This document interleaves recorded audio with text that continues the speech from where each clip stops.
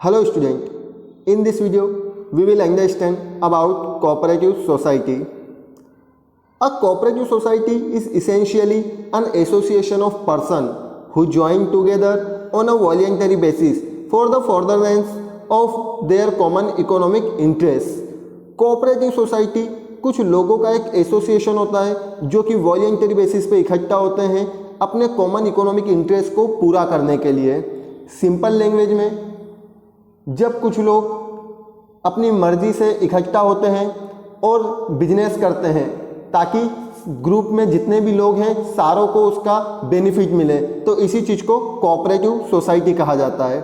Cooperative society को और अच्छे से समझने के लिए हमको उसके कैरेक्टरिस्टिक्स समझना होंगे। कोऑपरेटिव सोसाइटी के कैरेक्टरिस्टिक्स समझ के हम अच्छे से समझ सकते हैं कि आखिर में कोऑपरेटिव सोसाइटी होती क्या है। तो then the next topic is characteristics of a cooperative society. The first characteristics of a cooperative society is voluntary association. Here the membership is voluntary and open to all person having common interests. Cooperative society में voluntary जो association होता है, यहाँ पर कोई भी अपनी मर्जी से बिजनेस का मेंबर बनता है जो कि कॉमन इंटरेस्ट रखता हो। Second is service motive. It is based on the motto one for all and all for one. The aim is to help and aid the needy and poor people. Cooperative society का जो M होता है वो होता है one for all, सब मिल के सबके लिए काम करता है और सब जो है वो एक के लिए काम करते हैं। इसका main motto needy and poor people की हेल्प करना होता है। Democratic setup. Democracy is the key note of such organisation. All the decision are taken by the majority of members. Cooperative society में जो भी डिसीजन होते हैं वो मेजोरिटी के बेसिस पे होते हैं। सारे डिसीजन मेजोरिटी के हिसाब से ही लिए जाते हैं। Now next point is cash transaction. The transaction of the cooperative society are made in cash only. This help in minimising the bad debts. Cooperative society का जितना भी ट्रांजेक्शन होता है, जितना भी परचेज सेल जो भी कुछ होता है वो सारा कैश में होता है और इस वजह से यहाँ पर बैड डेट्स होने के भी चांसेस बहुत ज़्यादा कम होते हैं। Now the next characteristics is equal voting right. The principle of one man one vote applies to a cooperative society irrespective of capital investment और service render by any member. Cooperative society में one man one vote का principle apply होता है। यहाँ पर चाहे कोई कितना भी कैपिटल इन्वेस्टमेंट करे, कोई कितना भी काम करे, पर हर किसी के पास में वोटिंग राइट इक्वल होगा। Then next is mutual help. A cooperative society aim at encouraging the spirit of cooperation. That is every member is required to work in such a manner that his effort should provide maximum benefit to other. Cooperative society जो है mutual help के ऊपर काम करती है। यहाँ पर जितने भी मेंबर होते हैं वो इस तरीके से काम करते हैं कि उनके एफर्ट्स दूसरे लोगों को भी बेनिफिट पहुँचाए। Then seven topic is elimination of broker and middleman.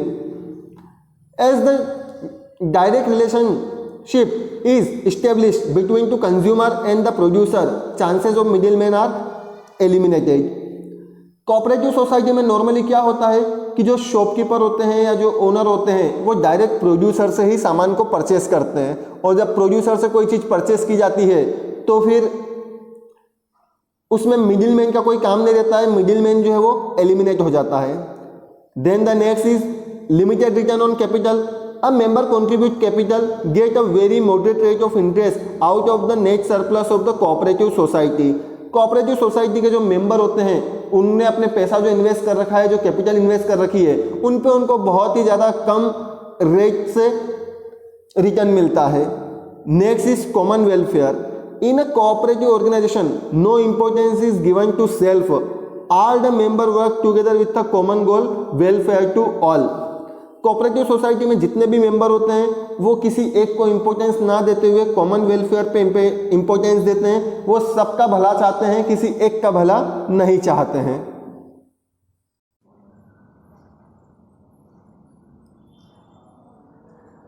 Next characteristics is necessary government control. All cooperative society work under the direct control and supervision of the state cooperative department. They are govern by cooperative society act 1912। जितनी भी cooperative society होती है बेटा, वो सारी state cooperative department के under रह के काम करती है और सारी कोऑपरेटिव सोसाइटी को कोऑपरेटिव सोसाइटी एक्ट 1912 ये फॉलो करना कंपलसरी होता है। Next is registration. A cooperative society has got to be registered with the registrar of cooperative society of the state concern. Without registration it has no legal existence. एक cooperative society को अपने registrar के पास में registration करवाना compulsory होता है। बिना रजिस्ट्रेशन के कोऑपरेटिव सोसाइटी का एग्जिस्टेंस नहीं हो सकता है। Non transferability of share. The member of cooperative society can not sell और transfer their share to other. Cooperative society के मेंबर जो है वो अपना शेयर, अपना हिस्सा किसी और दूसरे को शेयर या ट्रांसफर नहीं कर सकते हैं। Rate of dividend. A cooperative society can not declare dividend on its share eight more than the state prescribed by the government. Cooperative society उतना ही डिविडेंड डिक्लेयर कर सकती है जितना गवर्नमेंट ने लिमिट बना रखी है, उस लिमिट से ज़्यादा डिविडेंड डिक्लेयर नहीं कर सकती है। And last characteristics is reserve fund. Every cooperative society has to transfer 25% of its profit to reserve fund which can not be utilise for distribution among member. हर कोऑपरेटिव सोसाइटी को 25% of the profit का 25% एक reserve fund में डालना होगा जिसको member के बीच में डिस्ट्रीब्यूट नहीं किया जा सकेगा। नाउ कोऑपरेटिव सोसाइटी का मीनिंग और कैरेक्टर पढ़ने के बाद में हमारे माइंड में जो क्वेश्चन रेज होता है वो ये होता है कि कैसे एक कोऑपरेटिव सोसाइटी को खोला जा सकता है। तो next topic is formation of cooperative society. In India, every state has an office of the Registrar of Cooperative Society who is responsible for the registration and control over the cooperative society. The following procedure is adopted to form a cooperative society. India में हर state में बेटा एक registrar होता है जो कि cooperative society का registration भी करता है और कोऑपरेटिव सोसाइटी के काम पे कंट्रोल भी करता है। कोऑपरेटिव सोसाइटी को रजिस्टर कराने के लिए हमको फॉलोइंग प्रोसीजर को फॉलो करना होगा। First step is minimum membership. At least 10 members of our 18 year of age are required to form a cooperative society. Cooperative society को ओपन करने के लिए हमें पहले 10 लोगों को इकट्ठा करना होगा जिनकी एज 18 ईयर एंड अबोव है। Second is application. An application is to be submitted to the Registrar of Cooperative Society of the state concerned. The application should contain the following information. हमको रजिस्ट्रार के पास में एक application fill करना होती है और उस एप्लीकेशन में ये जो इन्फॉर्मेशन दे रखी है सारी इन्फॉर्मेशन प्रोवाइड करना होती है जिसमें name and address of the propose society, aim and objective of the society, particular of share capital, membership fees, division of share capital, ये सारी चीज़ें आपको उसके अंदर शो करना होगी एप्लीकेशन में।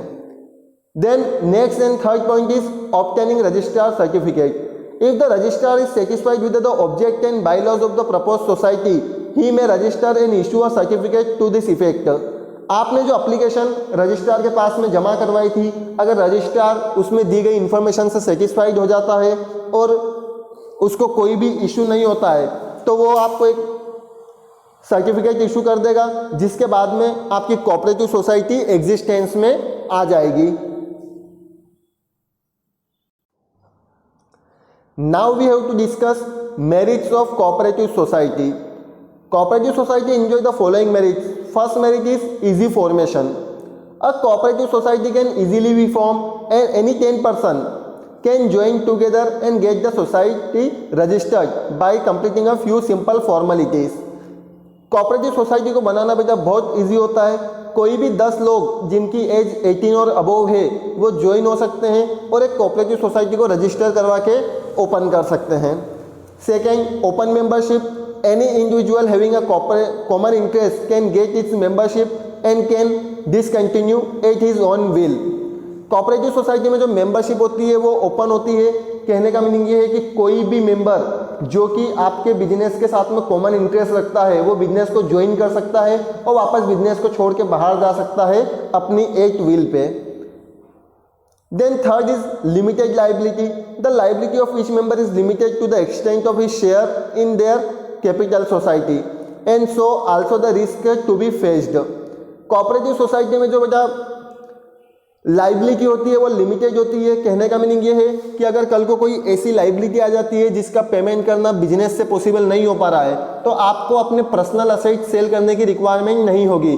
आपका बस उतना ही लॉस होगा जितना पैसा आपने बिजनेस के अंदर इन्वेस्टमेंट कर रखा है। Then fourth topic is stable existence. After registration of a cooperative society get a separate entity, its existence is not affected by death, insanity, insolvency, incompetency of a member. Cooperative society जो है का existence होता है वो stable होता है, क्योंकि उसका एग्जिस्टेंस किसी भी मेंबर की डेथ, इंसेनिटी, इंसॉल्वेंसी, इन सारी बातों से अनअफेक्टेड होता है। Then next is democratic setup. The management of a cooperative society is based on democratic setup. Every member enjoys equal voice and voting power irrespective of his contribution as capital. One man one vote principle is followed. Cooperative society में जो management होता है वो democratic होता है। यहाँ पर किसी भी एक की नहीं चलती है, डिसीजन सारों का मिल के होता है कि चाहे किसी मेंबर ने ज़्यादा कैपिटल लगा रखी हो, चाहे किसी मेंबर ने कम कैपिटल इन्वेस्ट कर रखी हो, लेकिन सबके पास में इक्वल वोटिंग राइट्स होते हैं। यहाँ पर one way man one vote का प्रिंसिपल जो है वो फॉलो किया जाता है। Then the next benefit is benefit of internal financing. A large portion of profit of a cooperative society is required to be transferred to general reserve each year and dividend also is not paid at high rate, hence the profit can be utilised for the expansion and growth of the society. Cooperative society का जो profit होता है उसमें से बहुत ज़्यादा portion, major portion जो है वो जनरल रिजर्व के रूप में बिजनेस में ही रख लिया जाता है, और ओनर्स को जो डिविडेंड पे किया जाता है या मेंबर को जो डिविडेंड पे किया जाता है वो भी बहुत कम रेट से पे किया जाता है। इस तरीके से हम बचे हुए प्रॉफिट को बिजनेस में यूज़ करते हैं और बिजनेस को बढ़ाने में लगा सकते हैं। Seventh is low operating cost. The office bearer generally offer only service, only cash dealing are made, and so there is no scope of bad debts. The society need not maintain huge stock. It is not required to incur expenses such as advertisement and sale because the members themselves are the customer. Due to all these things, the operating cost is very low. Cooperative society में जो operating cost होती है वो बहुत ज़्यादा low होती है। Operating cost के लो होने के बहुत ज़्यादा रीज़न है। सबसे पहला रीज़न ये है कि सारे मेंबर अच्छे से काम करते हैं जिस वजह से कोई वेस्टेज नहीं होता है। दूसरा रीज़न ये है कि यहाँ पर सारा काम कैश में होता है, और अगर कैश में काम होता है तो बैड डेट्स के चांसेस कम हो जाते हैं। तीसरा रीज़न ये है कि कोऑपरेटिव सोसाइटी एडवर्टाइजमेंट पे या फिर सेल्स प्रमोशन पे एक्सपेंसेस नहीं करती है, क्योंकि नॉर्मली इसके जो मेंबर होते हैं वही इसके कस्टमर होते हैं। तो इस तरीके से कोऑपरेटिव सोसाइटी की जो ऑपरेटिंग कॉस्ट होती है वो बहुत ज़्यादा लो होती है। Next is better service. Cooperative society supply better quality of goods to its member at a low price. They aim at welfare of member and so pay special attention to service rather than profit. Cooperative society जो है वो अच्छी quality के goods provide करती है, क्योंकि यहाँ पर इसका जो मेन एम होता है वो सर्विस प्रोवाइड करने का होता है, ना कि प्रॉफिट अर्न करने का होता है।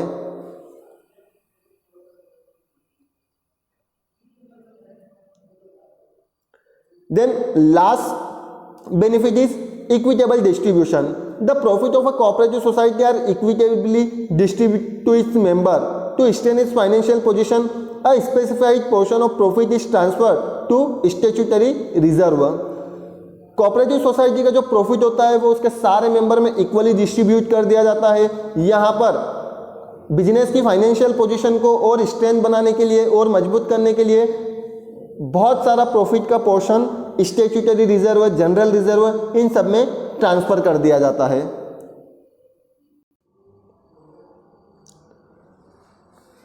Now the next topic is drawbacks or limitation of cooperative society. The main drawbacks or limitation of cooperative society are as under. First is limited fund. A cooperative society suffer from paucity of fund. It is formed usually by people having limited means. One man one vote principle discourage member to make much investment in the society. Cooperative society में जो fund होते हैं वो limited होते हैं। इसके कुछ reason है। पहला रीज़न ये है कि कोऑपरेटिव सोसाइटी खोलने वाले लोगों के पास में फंड की कमी होती है, जिस वजह से बिजनेस में भी पैसा कम होता है।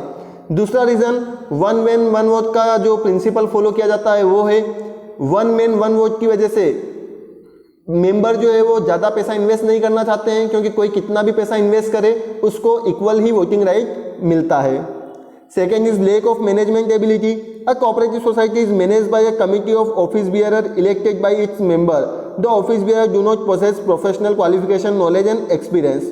कोऑपरेटिव सोसाइटी उन लोगों के थ्रू मैनेज की जाती है जिनको मेंबर ने चूज किया है, और मेंबर जिन लोगों को चूज करते हैं उन लोगों के पास में कोई क्वालिफिकेशन, नॉलेज, एक्सपीरियंस ये सारी चीज़ें नहीं होती है।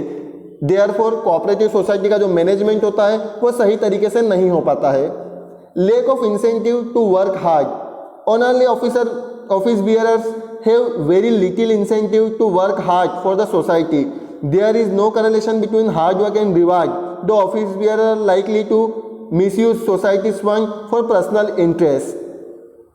कोऑपरेटिव सोसाइटी में जो ऑफिस बियरर होते हैं जिनके पास में मैनेजमेंट होता है, उनको हार्ड वर्क करने के लिए कोई इंसेंटिव नहीं मिलता है। जब वो हार्ड वर्क करते हैं तो उनको उसके लिए कोई अलग से पेमेंट नहीं दी जाती है, अलग से रेम्यूनरेशन नहीं दिया जाता है, और उस वजह से उनको भी हार्ड वर्क करना पसंद नहीं होता है। कभी कभी वो क्या करते हैं इस वजह से कि जो सोसाइटी के अंदर पैसा लगा हुआ है उसका मिसयूज भी कर लेते हैं। Then next disadvantage is non transferable interest. The share of cooperative society cannot be transferred. A member is bound to surrender his share to the society itself in order to get his money back when the want to quit the society. Cooperative society का member जो है वो अपना share किसी और को cell नहीं कर सकता है या ट्रांसफर नहीं कर सकता है। अगर वो सोसाइटी को छोड़ना चाहता है तो उसे सोसाइटी को ही अपना शेयर फिर से बेचना होगा, वो किसी और को, थर्ड पर्सन को अपना शेयर जो है वो सेल नहीं कर सकता है। Lack of secrecy. Since the matter of cooperative society are openly discussed in meetings of its member and the records and book are left free for inspection for them, it is very difficult to maintain business secrecy. Cooperative society में जो secrecy होती है वो maintain नहीं होती है। उसके कुछ रीज़न है। पहला रीज़न तो ये है कि कोऑपरेटिव सोसाइटी की ओपन मीटिंग होती है जिसमें मेंबर्स को सारी इन्फॉर्मेशन दी जाती है, और हो सकता है कि मेंबर ये इन्फॉर्मेशन किसी दूसरे के साथ में शेयर कर दे।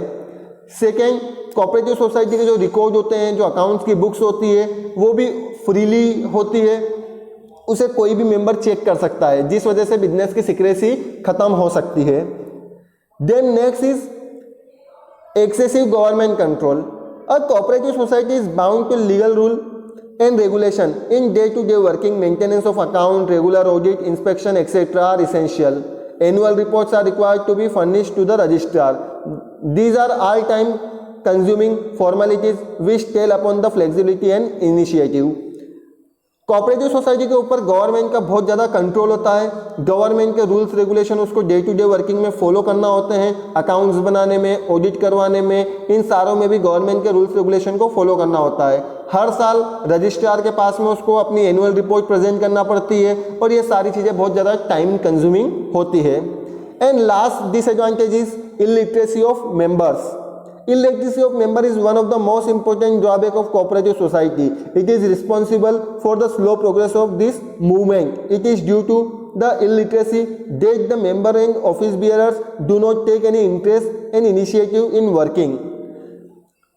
Illiteracy of member ये भी एक बहुत बड़ा डिसएडवांटेज होता है कोऑपरेटिव सोसाइटी का। कोऑपरेटिव सोसाइटी के जितने भी मेंबर होते हैं वो सारे इलिटरेट होते हैं, और इस वजह से वो ना तो वर्क पे सही से ध्यान देते हैं, ना उन्हें कुछ अच्छा काम करने के लिए इनिशिएटिव मिलता है, और लास्टली जो कोऑपरेटिव सोसाइटी होती है उसकी ग्रोथ बहुत ज़्यादा स्लो होती है।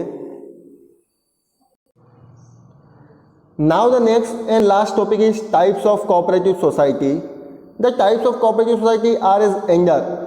कोऑपरेटिव सोसाइटी के बहुत सारे टाइप्स होते हैं, अलग अलग टाइप्स की कोऑपरेटिव सोसाइटी जो है वो यहाँ पर दे रखी है.